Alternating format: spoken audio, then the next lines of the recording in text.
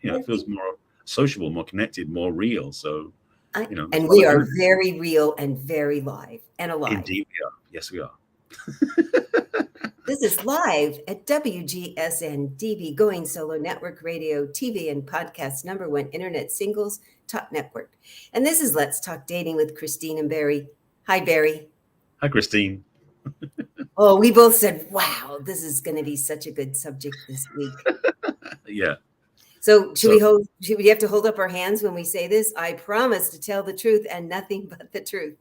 well, I'm holding back because we're not saying like we're not swearing in the Bible. This is the thing. So we'll get into this more in a moment. But the thing I want to say right up front is what came up in my head, being a guy, Yeah, is yeah. how many men out there have had their woman, their girlfriend, their partner come up and say, "Honey, do I look fat in this dress? Promise to tell the truth and nothing but the truth." This can be dangerous territory. So we can expand this conversation definitely during Yeah. this episode. And when I have people, fill out what do you really have to have and really want in a relationship and what you don't want. And everybody's going to say, I want somebody who's honest. Yeah. And then we have a conversation about, like, really every single thing.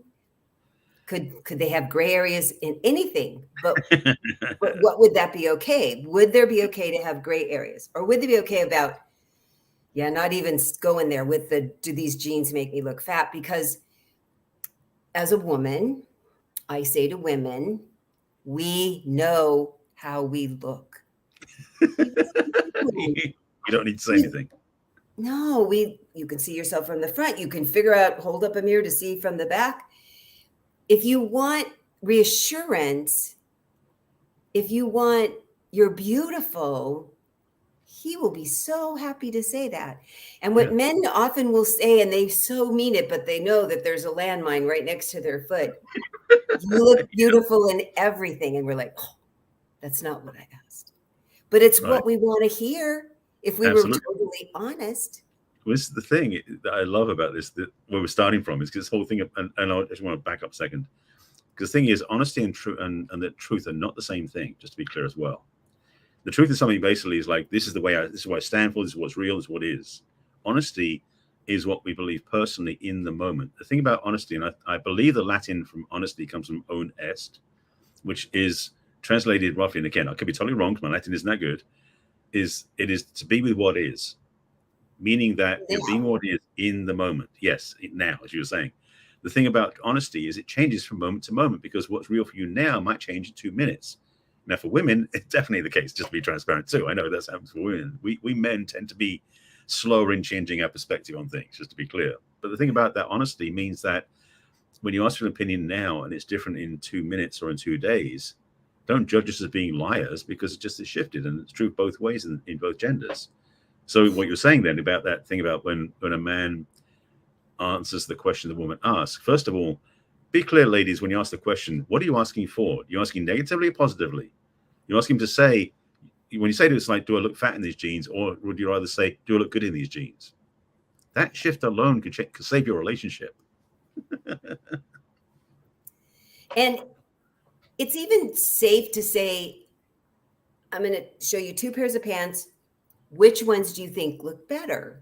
Right. I mean, that gives him a chance to win and be positive. Yeah, it's very difficult. And I love how you called us out, because it's the truth. We change our minds a lot as women. We truly believe something today, and we've got more information, or now I'm feeling differently about it, and I'm going to adjust my thoughts about it. And both were totally honest how we were feeling at the time. Yeah. The truth is the constant, I believe in whatever. I believe in God or a higher power, or I believe the earth's round. I mean, those are typically things you certainly don't make quick, fast, daily adjustments about. Right. But your perception of things can be your truth for right now. Mm-hmm. And it's very difficult, because when we women listen, because I'll say, well, what did he say? And they're pretty accurate, actually, about what you said. And then I know to ask, because I used to be one of these, well, what do you think he really meant? And it's so different. Yeah. So then they go to the guy and they'll say what they've made up or thought or misheard. But that's what you said. And he's like, no, I really was clear. I knew this problem could happen. And I was so clear about what I said. So then we think you're liars and you're not telling the truth.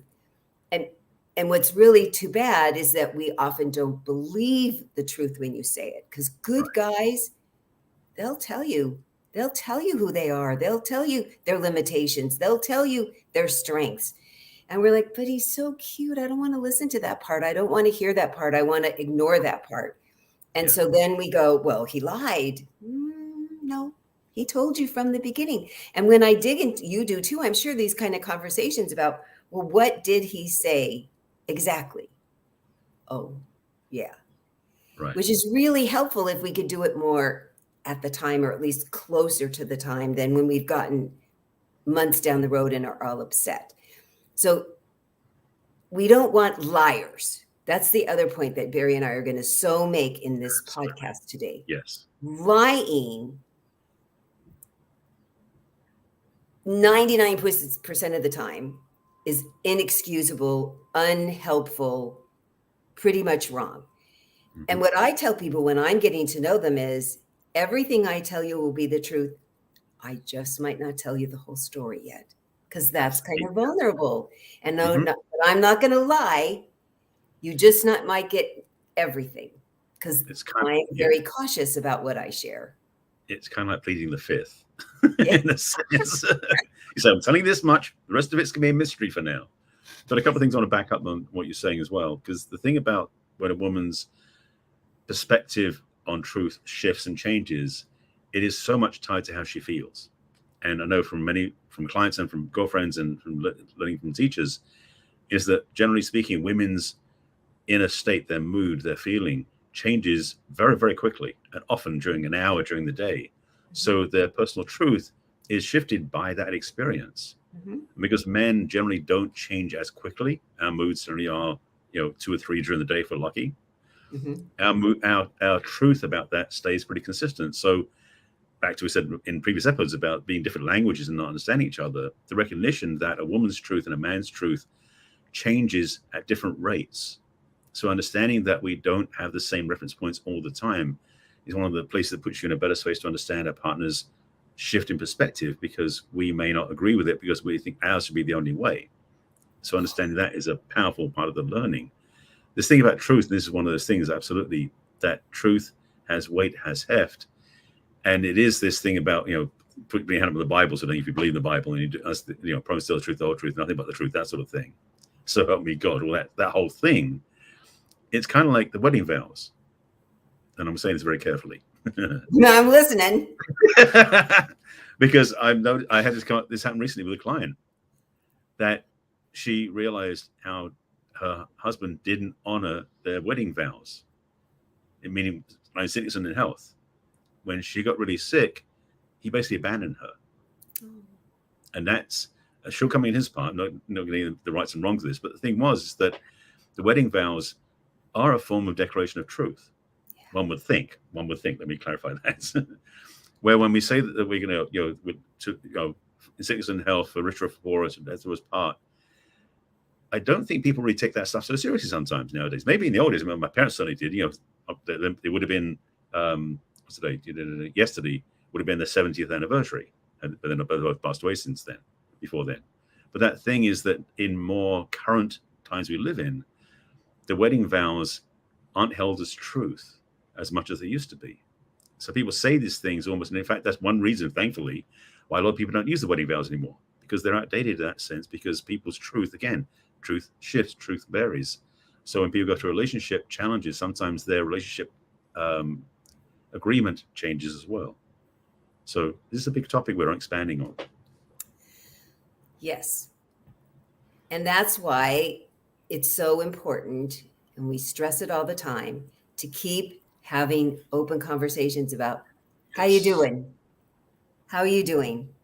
Is there anything that's changed? Is there anything you need shifted? I mean, we had this great agreement in the beginning, but how are you doing with that? Is something change that we should need to have a discussion about before we get months and years down the road. I mean, that is so, I think it's mandatory. I'll at least just say it's helpful. People I will will have happily some agree with sort you. of Yeah. a regular conversation for sure. Yeah. The other thing that we think we catch you guys on is, Yes. what are you thinking? Oh God. And you can honestly say nothing. Yeah. And we do not believe that at all, without even a second thought. And I finally, when I got this, I have fun telling women, don't you wish there was just 5 minutes in the day when you could think nothing? Yeah. It's Or at jealousy. least 5 Almost. things instead of 12 things? Right. To see it as this really powerful strength that is how you guys recharge your batteries. It's how you put things on the back burner that you're thinking about instead of having to process it every second. Like, it works best for us to do as women, even though it wears us out. It's our process that you put it back here and it churns away, and then it'll come back forward again when you're like, oh yeah, I think I've sorted that out some.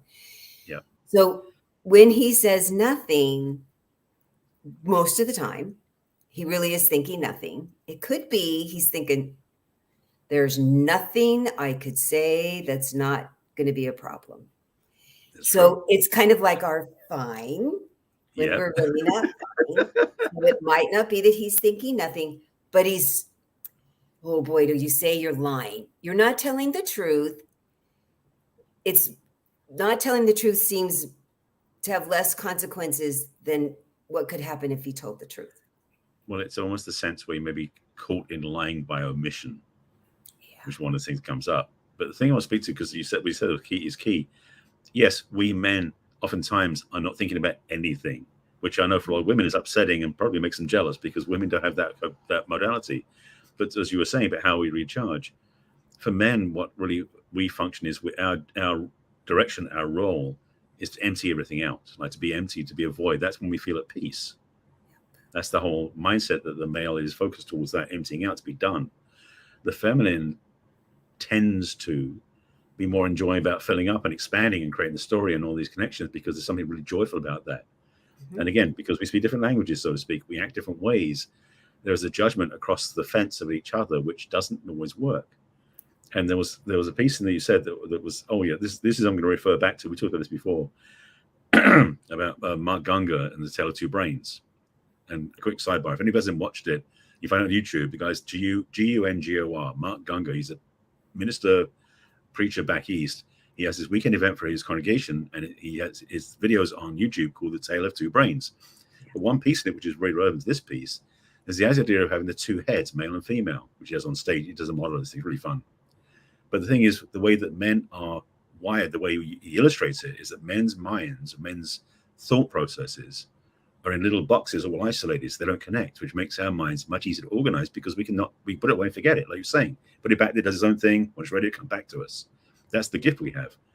The way the women's brains are wired in this conversation, in this model, is the women's brains are all connected. So it's impossible almost for women to be emptied out and not thinking of things because everything's got to be connected and put in its place like a tapestry.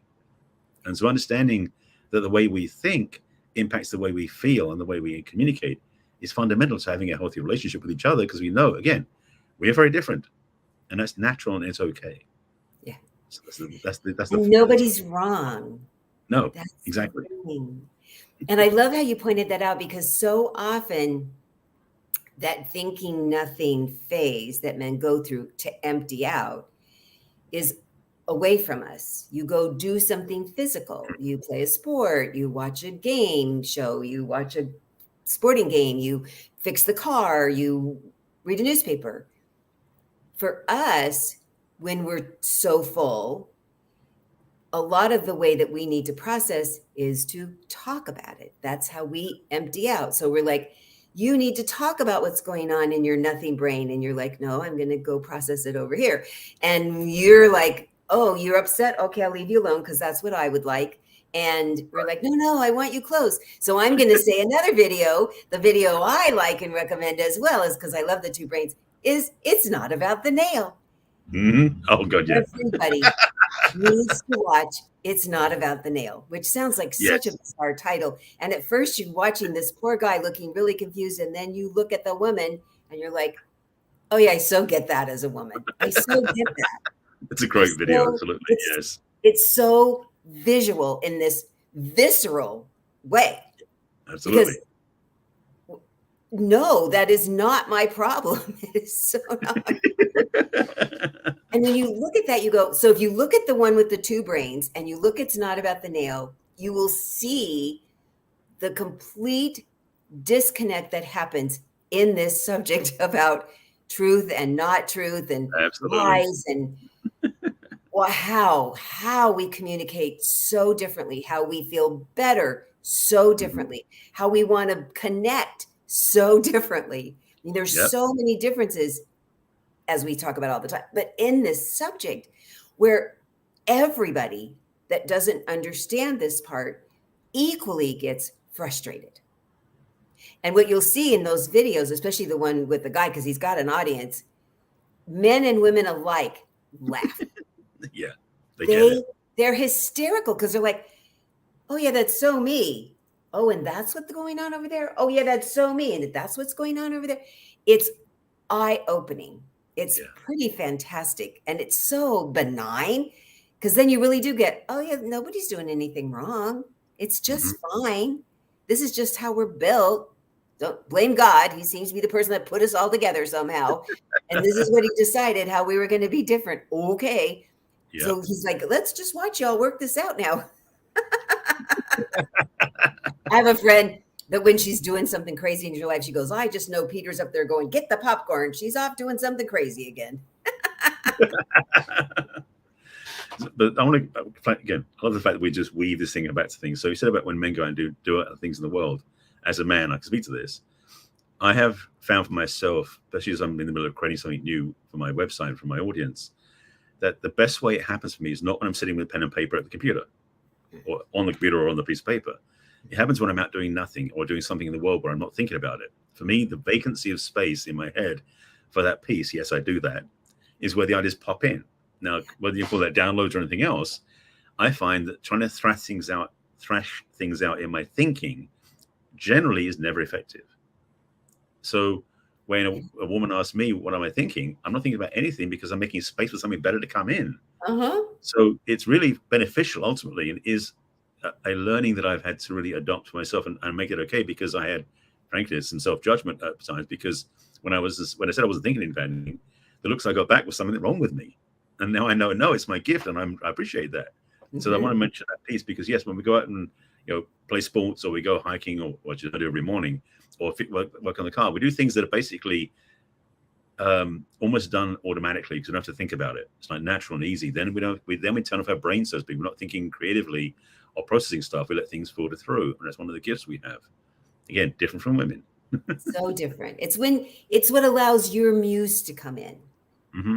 What allows our muse to come in is when we're upset, or we're frustrated, or we're excited about something, and we get all that going and churning out of us.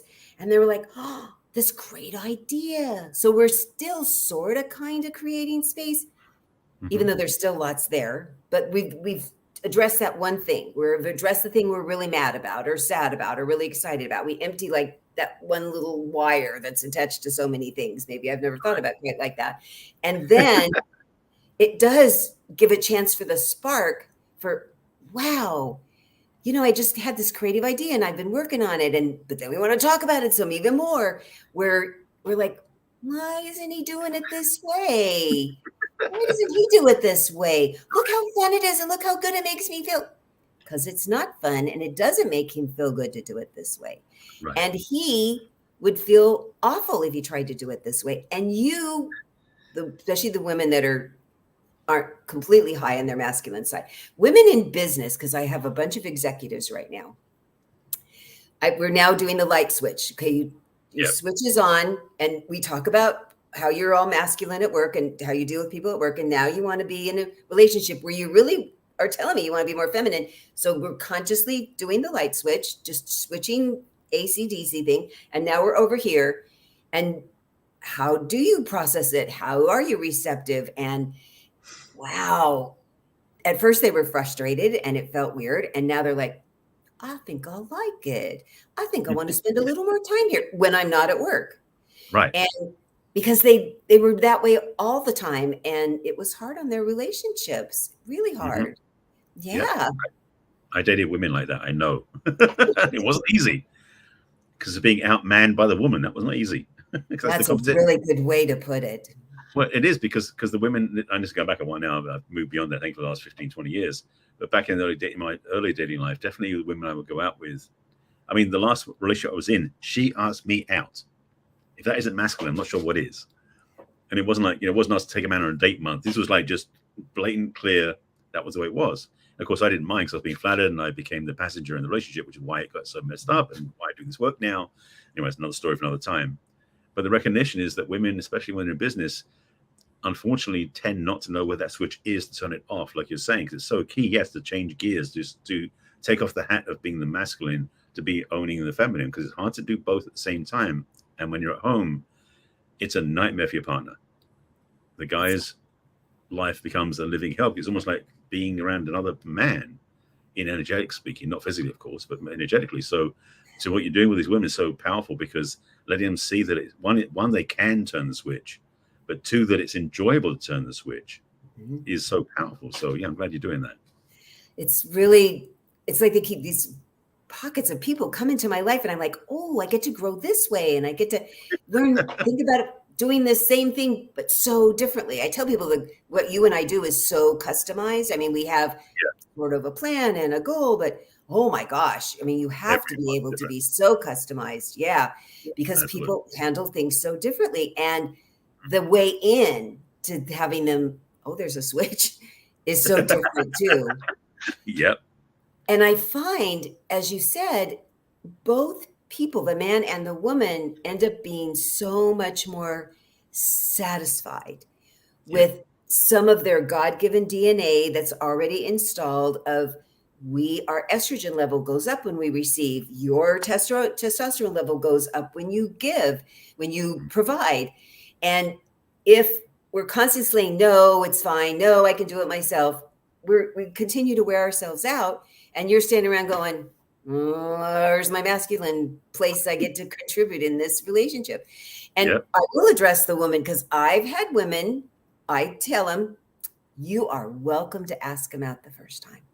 And then in that time that you're together, you say, just want you to know, from now on, I look forward to you asking me out for a little while. I'm happy to take turns, but for a little while. They choked on it the first couple of times. They go, it's so girly. I go, well, wasn't that the point? They go, I guess. Yeah, that's the thing. I mean, and just to finish up the story, that woman I went out with, I mean, she ran the relationship from start to finish. And she broke up with me because I wasn't being the man she wanted me to be, because she didn't make room for me. Well, I take back. It felt like that. She didn't think that probably, and I don't want to put thoughts in her head. Yeah. And I've always said that if I ever bump into her again, because it's back in 2006, I would thank her, because if it wasn't for her, I wouldn't have started my work. I wouldn't have done the journey I've been on. I wouldn't have written my book. I wouldn't be doing this even. So, so much of that comes back to that one relationship that was so pivotal for me. So there can be gifts, as much as they can be painful. There can be gifts. And that's what I look at all my personal relationships and help my clients go, so what was the good? What was the gift that we've now figured out, as you did, you so figured out, I don't want to do it that way again. That doesn't really work in the long run. And so there you are. Now we're going to really get into it. We're telling the truth to ourselves, because what's really hard is when we aren't telling the truth to ourselves about, well, this is what I really need and want. Really, I could ask for it. How do I ask for it? Or this is what I really need the other person to do. And can I really tell them and ask them that? Because that, I think, is one of the really hardest truths to own. Yeah. What kind of a person needs that? What kind of a person likes that? What kind of a person even thinks that?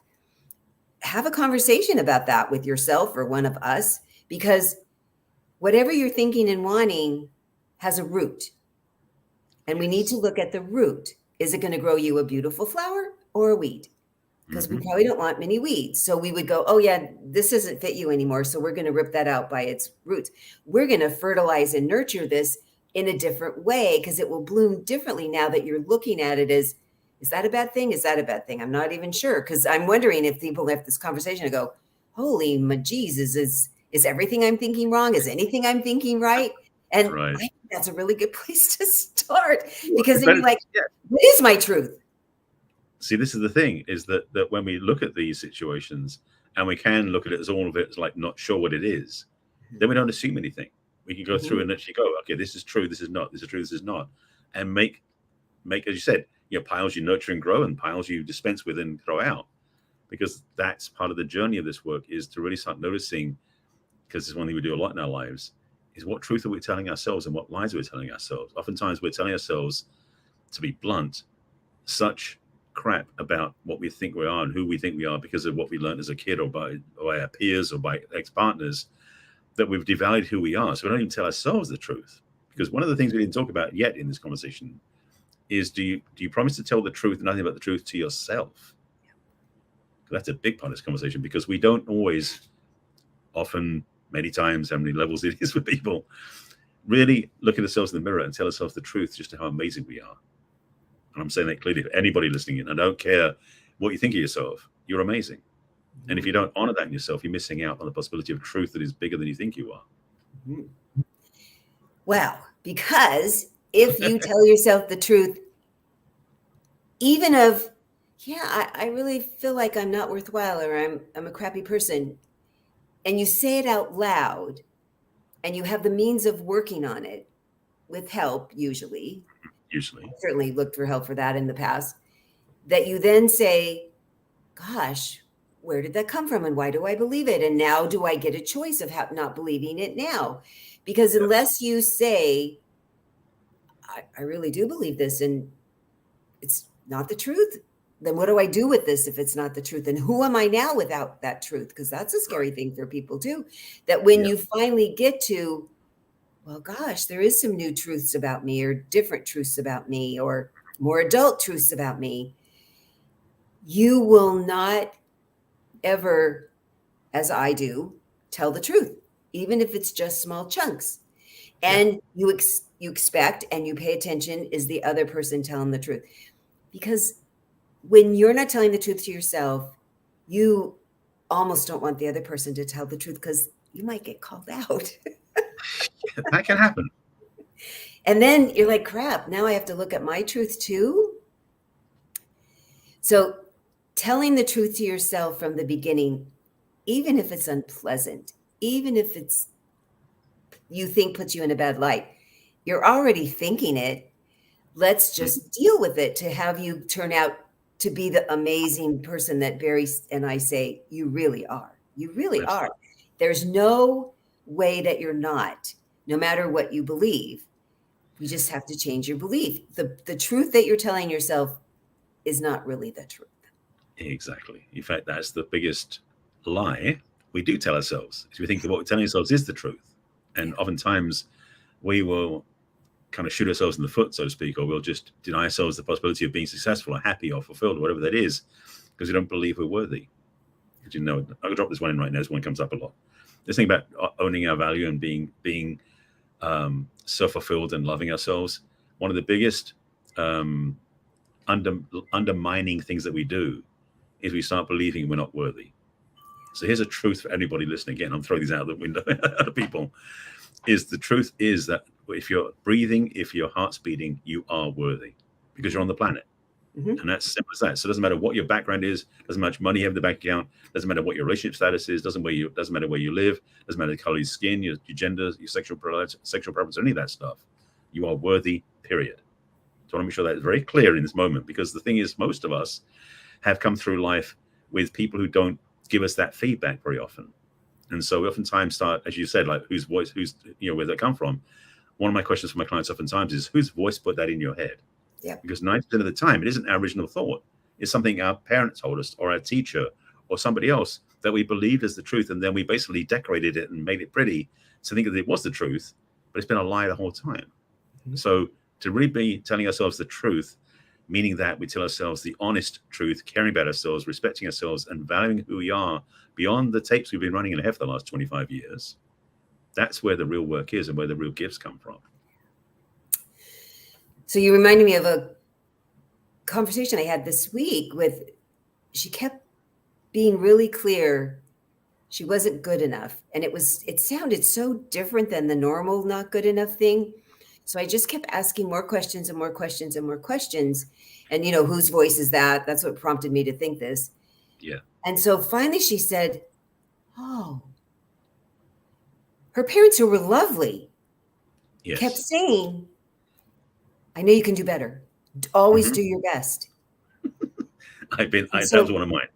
was it yours? You can so own that? Oh, with my dad, yes. Like, it wasn't the grade on the paper. It's like, you can do better. It wasn't like you did bad, No, but no. you could do better, which made me feel incomplete, made me feel less than. So Yes. you're a client, Yes. absolutely. Yes. Because she said, I can't believe it was something that made me feel bad. That didn't make me feel bad. I could tell they were on my side and they were rooting for me. And now looking at it, she's like, how could I ever think I was good enough ever? Right. I said, of course. So we're not giving them shit. They did everything they did best. And Mhm. you always strive for your best. What we're going to do is parent you now as your lovely adult There and you give go. you lots of props for the stuff that's good enough. You can always want it to be better. What I've been doing so much lately is there's this capital, huge font word in bold, and you can say, I would like to do more. And you can say, I'm good enough at it too. Exactly. I'm Yes. good enough at this, and I could get better. My Yeah. body's beautiful. Maybe I'll exercise more. I am smart enough. I'd also like to take a class. It's shocking because what happens is we will write, yeah, I think I'm smart, but, and it erases because I Yeah. don't have this many degrees. So Right. I said, we're eliminating, but from this part of the conversation, there's only ands. Hmm. And people are floored that I give them permission for them to give themselves permission. I can Absolutely. have two feelings at the same time. It's kind of shocking. It was a Well, yeah, revelation I had in my late 40s, was the first time I went, oh, really? I can have two at once? Oh, okay.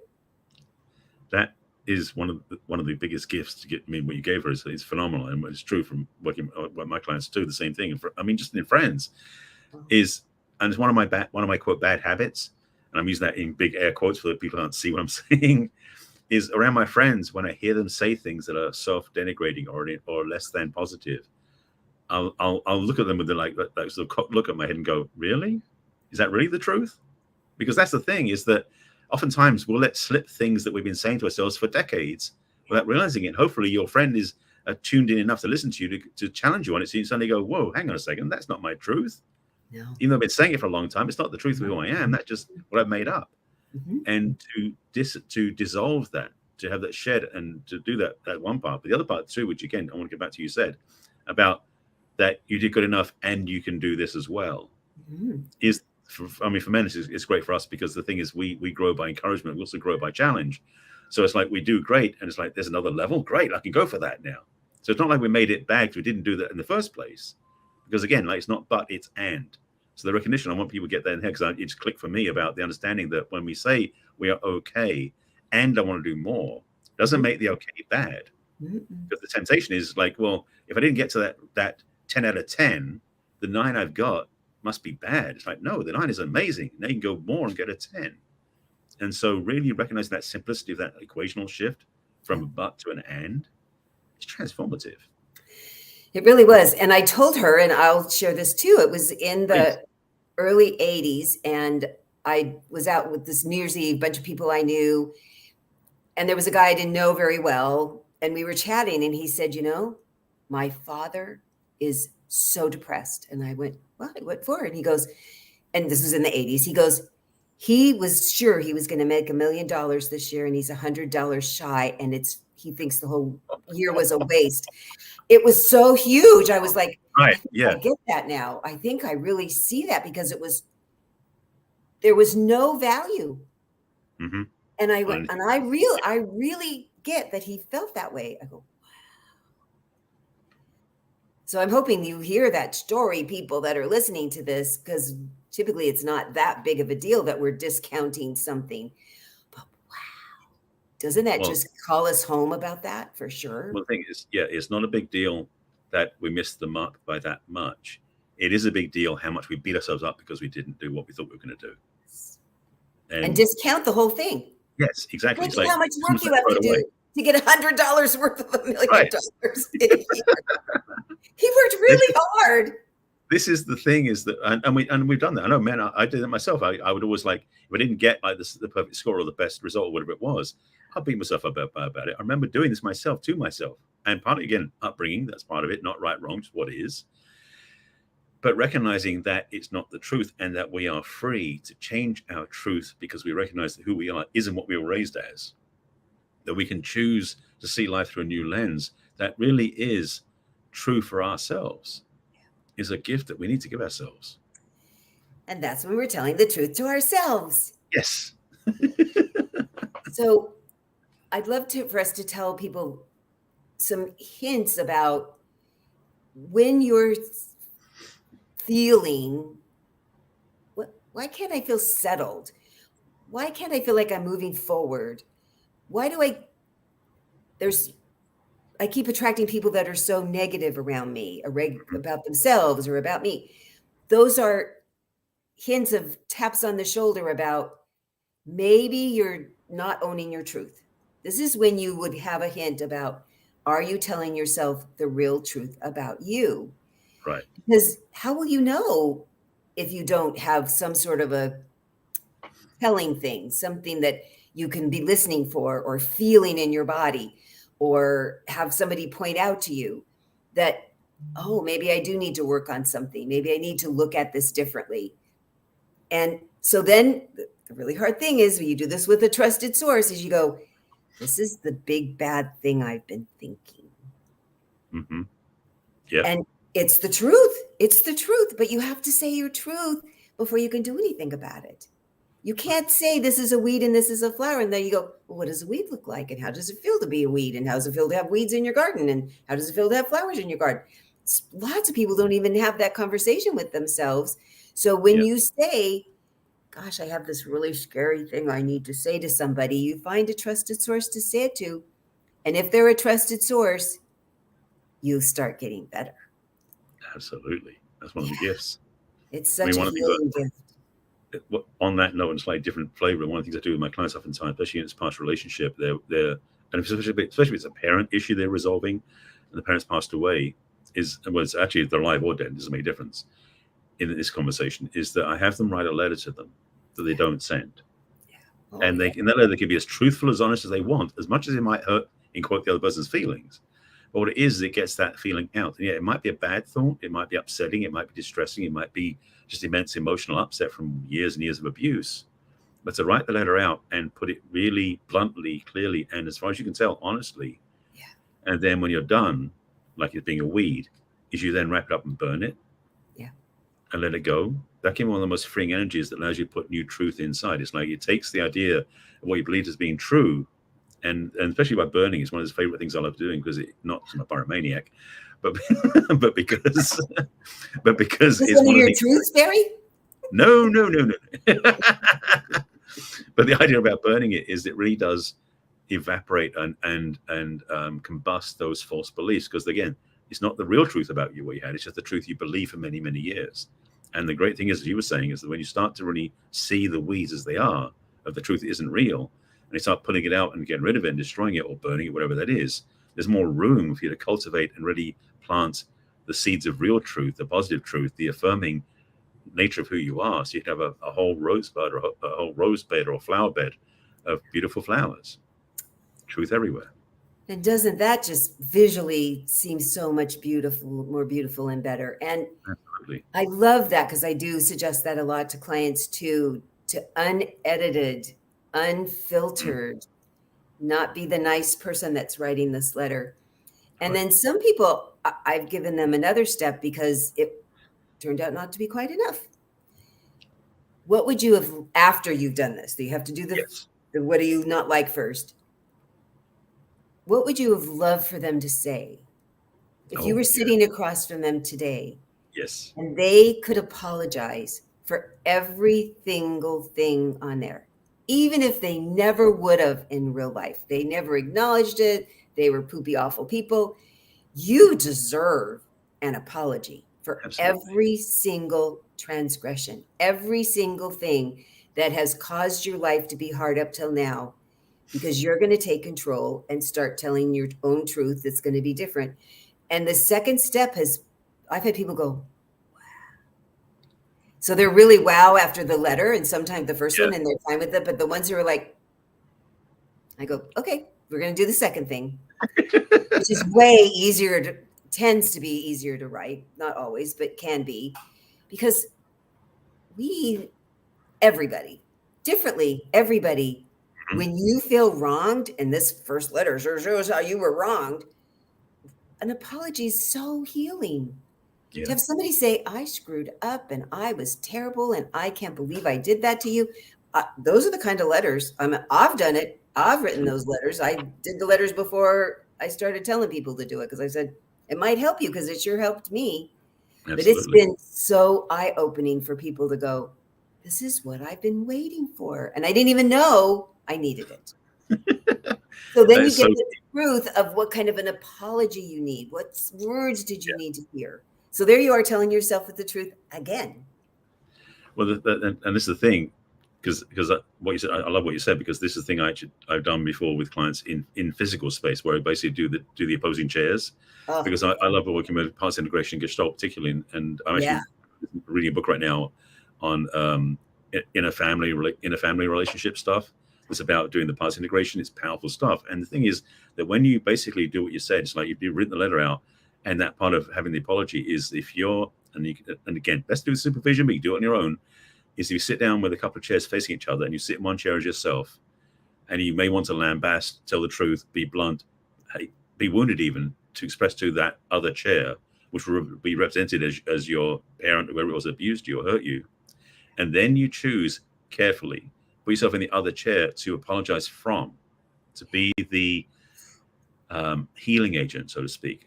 Almost like you're embodying that person, not to be like them, but to give yourself the apology you never got.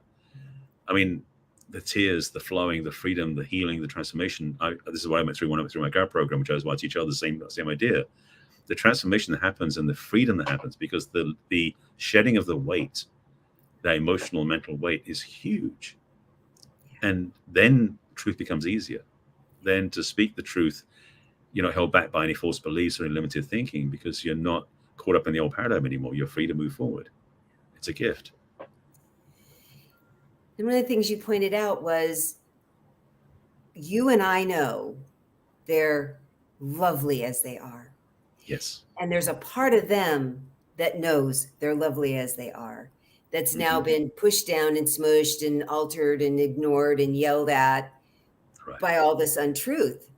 That's really untruth. It was truth to the people probably that said it, and you believed it. It's really not true.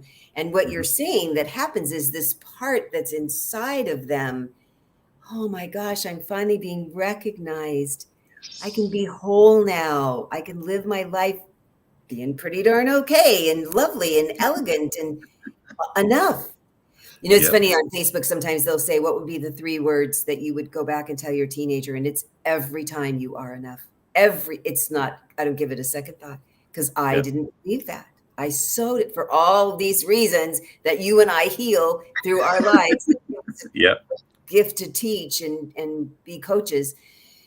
Oh, I lived this. I understand this, believing the truths that really weren't who I was. Right. Yeah. It's the gifts that come from this. That's one reason why we do this work. I know, because it's almost like, if we could help everybody this way, it'd be so amazing. Because simply, if we told ourselves the truth and nothing but the truth, we'd be a lot freer, happier, and more whole than we think we are right now. Yeah. And so to be able to be that deliverer of that, or be the facilitator of that, when we get to facilitate our clients and really be the neutral but also biased at the same time guide, because we are neutral but also we're biased about seeing them see they're good.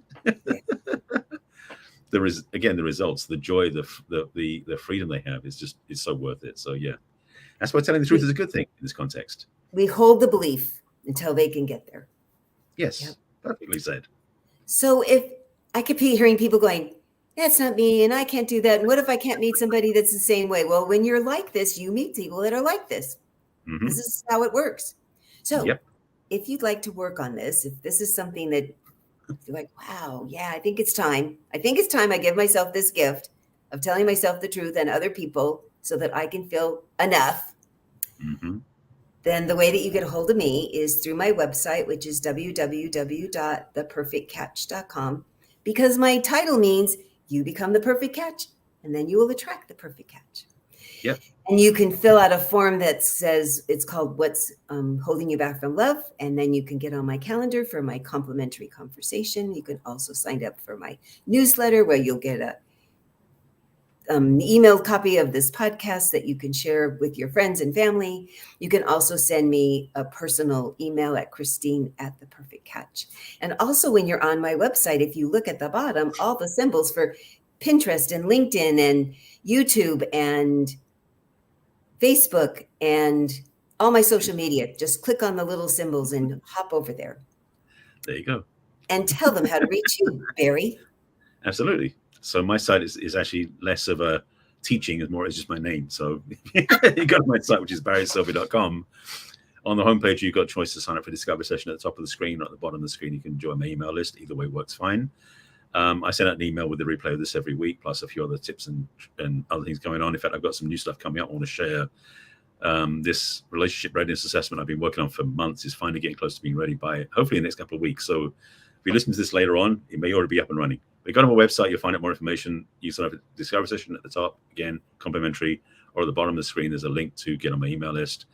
There's also stuff on my site. My site, as it's been going for a while now, it's getting redeveloped. It's going to be ready soon. You can definitely check out other things on there when you get to see that. My book is on there. That's on Amazon. Also, I have all my social media. So on YouTube, so my social media is my name, Barry Selby, on YouTube, on Facebook, LinkedIn, Twitter /X, now it's called Threads.